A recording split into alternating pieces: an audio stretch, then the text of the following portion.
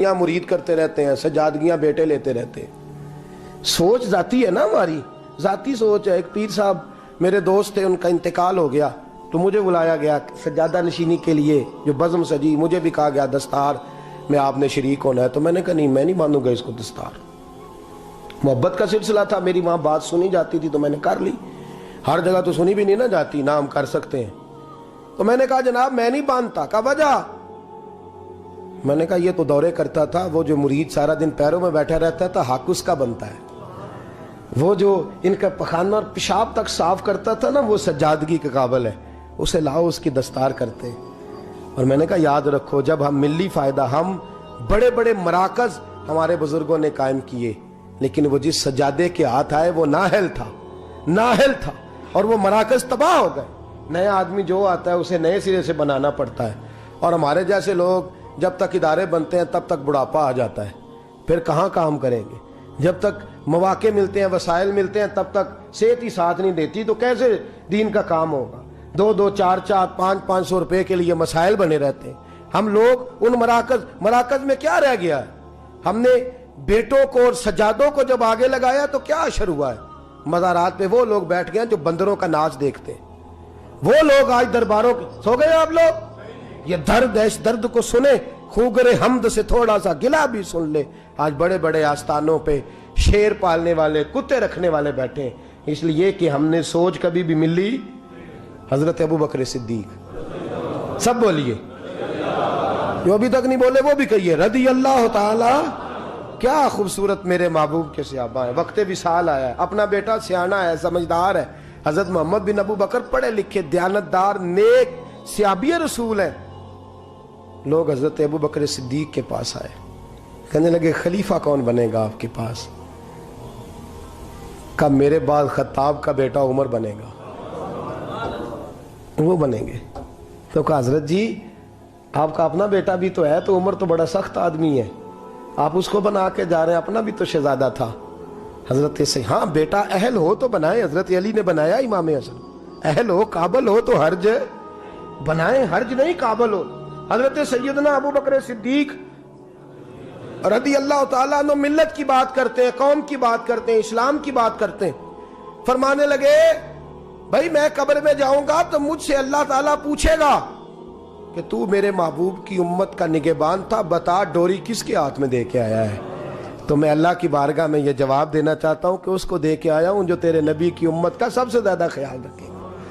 لہذا بیٹے کو ترجیح۔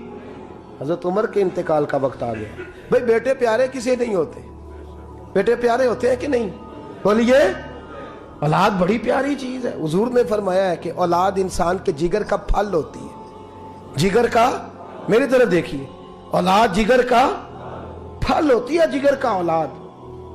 کسے نہیں پیارے ہوتے؟ حضرت عمر کے بیٹے عبداللہ ابن عمر رضی اللہ تعالی، جن کے بارے میں میرے نبی پاک نے فرمایا رجل صالح، یہ بڑا صالح مرد ہے۔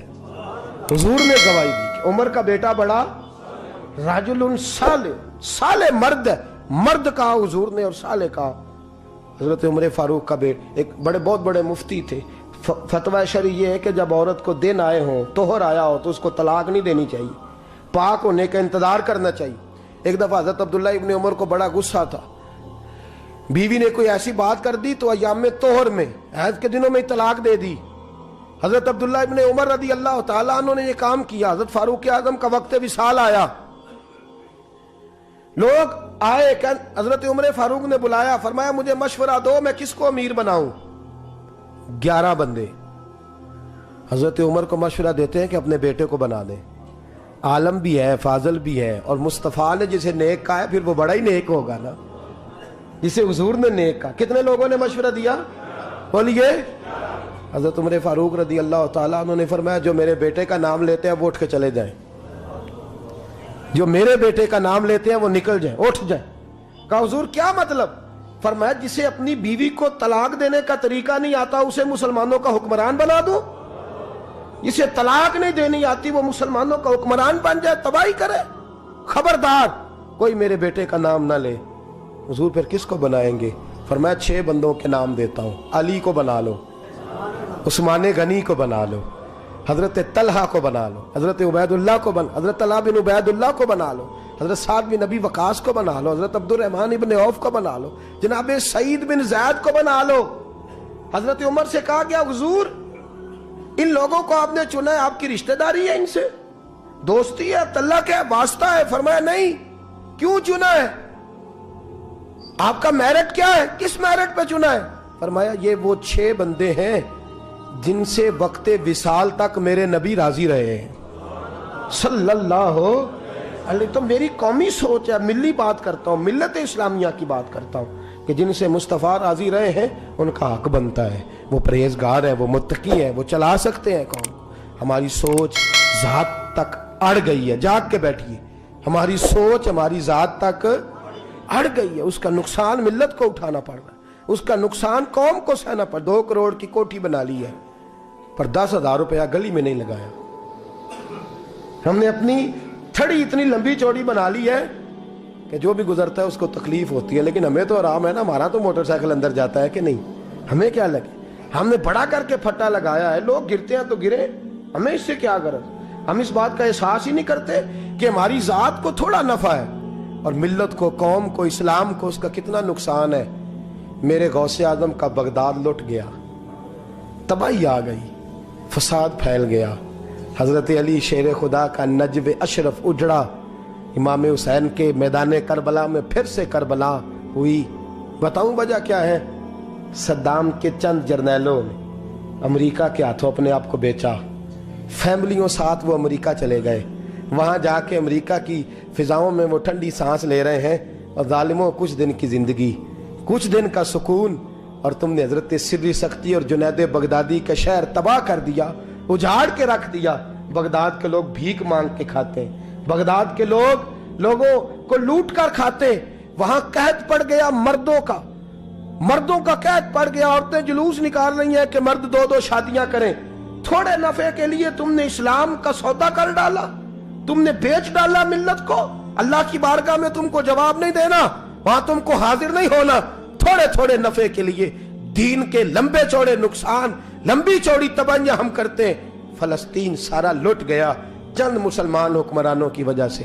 امریکہ سے یاری نہیں چھوڑی, دوستی نہیں چھوڑی, اور انہوں نے ساری تباہی کر لی. افغانستان سارا اجڑ گیا. کشمیر آج لوگ ڈے منا رہے ہیں, جھوٹ موٹ کے, آنسو بہا کے لوگوں کو بتایا جا رہا ہے کہ ہمارا بڑا ساتھ ہے. میاں تم اس کاج سے اٹھ چکے ہو, تم پیچھے ہٹ چکے ہو اس کاج سے. یہاں ہر شخص کو اپنی پڑی ہوئی ہے. یہاں ذات بنانے کے, گھر بنانے کے, کاروبار بنانے کے, بنگلے بنانے کے چکر میں یہاں تو سیاستدان ٹکٹیں کنفرم کرا کے رکھتے ہیں. کسی وقت بھی بھاگنا پڑ سکتا ہے, کسی وقت بھی دوڑنا پڑ سکتا ہے. جہاں ذات کے لیے جلوس ہے, ذات کے لیے جھگڑا ہے, ذات کے لیے سارے معاملات ہیں, جس کے گھر کو آگ لگتی ہے وہ جلوس نکالنے لگ جاتا ہے. توجہ ہے میری بات پر؟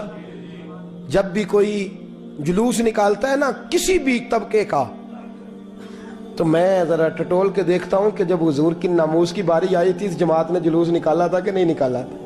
آج کئی سرکاری ملازم سڑکوں پہ ہیں, ہمیں کوئی غرض نہیں وہ کس کام کے لیے, لیکن یہی سرکاری ملازم ناموس رسالت کے جلوس پر یہ کہتے تھے ہماری نوکریوں کا مسئلہ ہے, ہم اگر باہر نکلیں گے تو گورنمنٹ ہمیں نکال دے گی. اب کدھر گئی تمہاری نوکریاں, اب کدھر گئے تمہارے معاملات؟ تم نے تھوڑا فائدہ حاصل کیا اور کتنا بڑا تم نے نقصان کیا. رسول اللہ صلی اللہ علیہ وسلم کو تم نے ناراض کیا, اور تم حضور کی شان اور ناموس کی خاطر اپنی اس نوکری کو قربان نہ کر سکے. آج مسئلہ گیا سارا کچھ. آ جاؤ, لوٹ آؤ, در رسول کی طرف آؤ. میرے محبوب کریم صلی اللہ علیہ وسلم کے غلاموں جیسا کردار اپناؤ, اظہار کرو, قربانی دو, دوسروں کا نفع سوچو, دوسروں کی بھلائی سوچو.